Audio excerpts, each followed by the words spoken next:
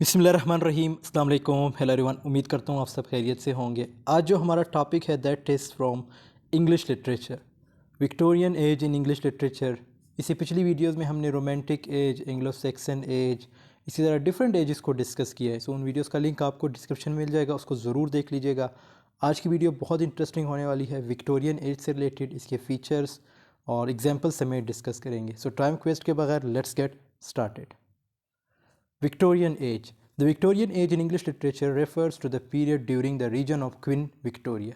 देखो ये जो नाम पड़ा है ये क्वीन विक्टोरिया के नाम से पड़ा है। क्वीन विक्टोरिया आप सबको पता है विच लास्टेड फ्रॉम 1837 टू 1901। और ये एज कब से कब तक था? 1837 से लेके 1901 तक। This era produced a rich body of poetry. इसमें पोइट्री को बहुत ज़्यादा प्रमोट किया गया था। Often characterized by several literary features, और इसके डिफरेंट लिटरेरी फीचर्स हैं। Here are some key aspects of Victorian poetry and examples to help you understand them. कि विक्टोरियन पोइट्री है क्या या विक्टोरियन एज है क्या, कुछ एग्जांपल्स के थ्रू हम समझेंगे। Social and moral concerns. सबसे पहला पॉइंट क्या है? Social and moral concerns. Victorian poets were deeply concerned with the social and moral issues of their time. जो विक्टोरियन poets थे उनका मेन पर्पस क्या था? वो हमेशा फोकस करते थे moral issues पे, जो social issues थे उन पे फोकस करते थे। They often used their poetry to comment on issues like industrialization. वो हमेशा उनकी पोइट्री में किस चीज़ का जिक्र होता था? इंडस्ट्रियलाइजेशन से रिलेटेड, पॉवर्टी से रिलेटेड, जैसे ये पॉइंट हो गया। इसी तरह चाइल्ड लेबर्स, ये बहुत इंपॉर्टेंट पॉइंट्स हैं।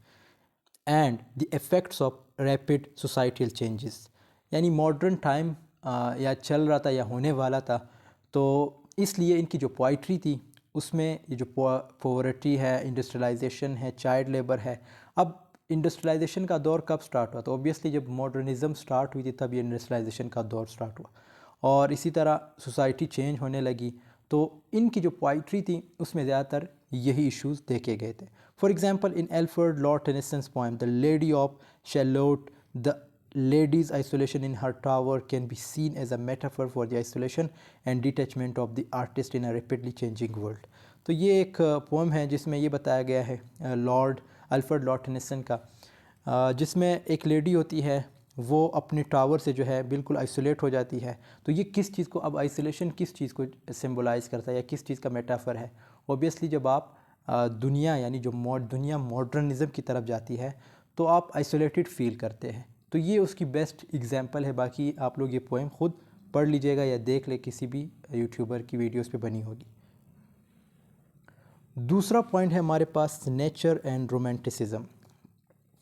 While the Victorians were influenced by the romantic poets who came before them. अब रोमांटिक एज इससे पहले हमने डिस्कस किया था, जो विक्टोरियन एज से पहले आया था, ठीक है। तो उस वीडियो का लिंक आप डिस्क्रिप्शन में मिल जाएगा, उसको देख लीजिएगा। विक्टोरियन पोइट्स क्या थे? वो किस चीज़ को ज़्यादा इन्फ्लुएंस करते थे या किस चीज़ से ज़्यादा इम्प्रेस थे? नेचर से, ठीक है। तो while the Victorians were influenced by the romantic, अब जो कहते हैं ना कि जो विक्टोरियंस थे वो भी किस चीज़ से इन्फ्लुएंस थे, यानी इम्प्रेस किस से थे, किन पॉइंट से थे? रोमांटिक पॉइंट से थे। हु केम बिफोर देम, जो इनसे पहले आए। They often brought a more introspective and moralistic approach to their nature poetry. कहते हैं कि उनकी पोइट्री में ये जो मॉरल वैल्यूज़ होते हैं या जो नेचर से रिलेटेड होते हैं, ये सारी चीज़ें रोमांटिक पोइट्स डिस्कस करते थे। तो इसीलिए जो विक्टोरियन पोइट्स थे वो भी इनसे इन्फ्लुएंस थे, यानी इनसे इम्प्रेस थे। In Christina Rossetti's poem Goblin Market, the lush and vibrant descriptions of the fruit and the woodland create an otherworldly atmosphere. तो ये इसकी एक एग्जांपल है, ये आप लोग दे सकते हैं या आपकी मर्ज़ी है अगर पेपर में लिखना है, लेकिन ये पॉइंट्स आप लोगों ने ज़रूर मेंशन करने हैं जो यहाँ तक हैं, ये पोइट्री तक। Religious and spiritual themes. Many Victorian poets grappled with religious and spiritual questions. कहते कि जो विक्टोरियन, अब मॉडर्न एज जब भी चलता है ना तो आप ओबियसली मज़हब पे भी सवालात उठाते हैं। अगर हम आज देखें, आज के दौर में भी यही चीज़ चलती आ रही है। मतलब लोग, आपने बहुत से ऐसे लोग नोट किए होंगे जो मज़हब पे सवालात उठाते हैं। सो सेम टू सेम ये अभी से नहीं, मतलब ये विक्टोरियन एज से चलता आ रहा है, 1900 से पहले से चलता आ रहा है। So same to same Victorian poets भी यही करते थे। In Dover beach by Matthew Arnold. और ज़रूरी नहीं कि सवाल उठाते थे, बल्कि आपको बताते भी थे कि लोग जो है मज़हब से दूर हो रहे हैं, कुछ फेवर में होते थे, कुछ सवालात उठाते थे। इस तरह डिफरेंट पॉइंट्स, डिफरेंट साइकी होती थी लोगों की, या जो पॉइंट्स थे उनकी डिफरेंट साइकी थी।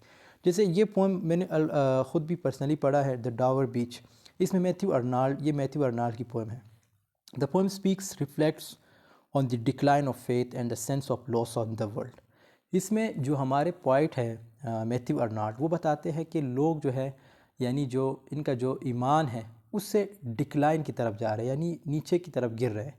ठीक है, यानी मज़हब से दूर होते जा रहे हैं, अपने फेथ से दूर होते जा रहे हैं। And the sense of loss in the world, और उसने इसकी वजह क्या बताई है, a common theme in Victorian, मतलब वो भी यही कहता है कि ये किस वजह से हो रहा है, मॉडर्निज्म की वजह से हो रहा है। Use of detailed imagery and symbolism. Victorian poets were known for their rich and detailed imagery. Victorian poets हमेशा rich और detailed imagery का use करते हैं, ठीक है, अपनी poetry में। The Charge of the Light Bridge by Alfred Lord Tennyson. The poem vividly describes the heroic but tragic change of British soldiers. अब ये भी एक एग्जांपल दी गई है, एक पोएम है अल्फ्रेड लॉर्ड टेनिसन की, जिसका नाम है the charge of the light bridge. तो इसमें भी जो जो इमेजरी है या जो सिंबलिज़म है उसका बहुत ज़्यादा यूज़ किया गया है। ये इंपॉर्टेंट पॉइंट्स हैं, इसको आप लोगों ने भूलना नहीं है, इसी को जो है आपने ज़्यादा से ज़्यादा एक्सप्लेन करना है। अगर आप लोग एक्सप्लेन ज़्यादा से ज़्यादा नहीं कर सकते, एटलीस्ट ये पॉइंट्स आप लोगों ने ज़रूर पेपर में लिखने हैं। ये इसके फीचर्स में भी आते हैं विक्टोरियन पोइट्री के, विक्टोरियन पोइट्री को भी यही कहते हैं, ठीक है। और इस तरह विक्टोरियन जो एज उसमें सब में यही चीज़ें होती थी। Narrative poetry. The Victorians often use narrative poetry to tell stories. Victorian, अब ये बहुत इंपॉर्टेंट पॉइंट है कि जो विक्टोरियन पोइट थे वो हमेशा नैरेटिव पोइट्री का यूज़ करते थे to tell stories and convey their message. अपनी स्टोरीज़ बताते थे, यानी मैसेजेस कन्वे करते थे। A prime example is Robert Browning's the pied piper of Hamelin, which tells a story through verse combining both humour and dark undertones. तो ये एक और एग्जांपल दी गई है, किसकी है, रॉबर्ट ब्राउनिंग की। तो इसमें भी यही चीज़ मेंशन की गई है, मतलब नैरेटिव पोइट्री का जिक्र किया गया है, यानी एक पोएम है उसको नैरेटिव वे में रिप्रेजेंट किया गया है। फॉर्म एंड स्ट्रक्चर, ये भी इम्पॉर्टेंट है। अब ओबियसली पोइट्री की बात हो रही तो उसका फॉर्म एंड स्ट्रक्चर क्या होना चाहिए था। Victorian poetry is known for its adherence to structured forms such as sonnets, ballads and dramatic monologues. कहते हैं कि इनका जो फॉर्म था वो क्या था, सोनेट्स के फॉर्म में होते थे, बैलेड्स की फॉर्म में होते थे और ड्रामेटिक मोनोलॉग की फॉर्म में होते थे, जिसमें एक ही बंदा बोलता है स्टेज पे आके।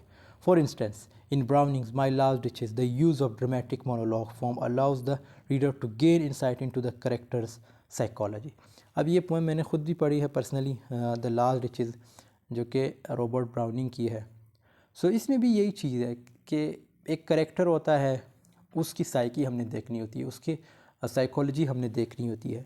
वो अपनी वाइफ के बारे में बताता है, ठीक है। जैसे उसने, अब यहाँ पे ये किस चीज़ का जिक्र हो रहा है, ड्रामेटिक मोनोलॉग का यूज़ किया गया है। और ये पोएम्स आपको तब तक समझ नहीं आएगी जब तक आप खुद इसको नहीं पढ़ेंगे। अगर मैं यहाँ पे एक्सप्लेनेशन पे आ जाऊँ तो बहुत टाइम लगेगा। सो इट्स बेटर कि आप लोग खुद इस पोएम को पढ़ें, आपको बेहतर समझ आएगी। और एक सब्जेक्ट भी है ना, रोमांटिक पोइट्री। जब अगर आप बीएस इंग्लिश के स्टूडेंट हैं तो आप ज़रूर आगे जाके पढ़ेंगे, तो आपको पता होना चाहिए कि रोमांटिक पोइट्री है क्या, यानी विक्टोरियन पोइट्री है क्या, ये सारी चीज़ें।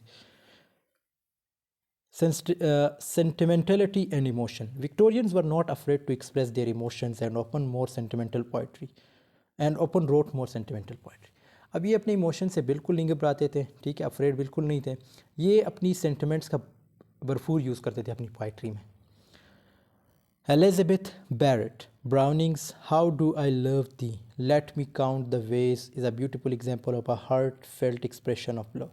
तो ये एक और एग्जांपल दी गई है एलिज़ाबेथ बैरेट की, जिसमें ये अपने इमोशंस या जो सेंटिमेंट्स है उसको एक्सप्रेस कर रही है। Language and Dickson.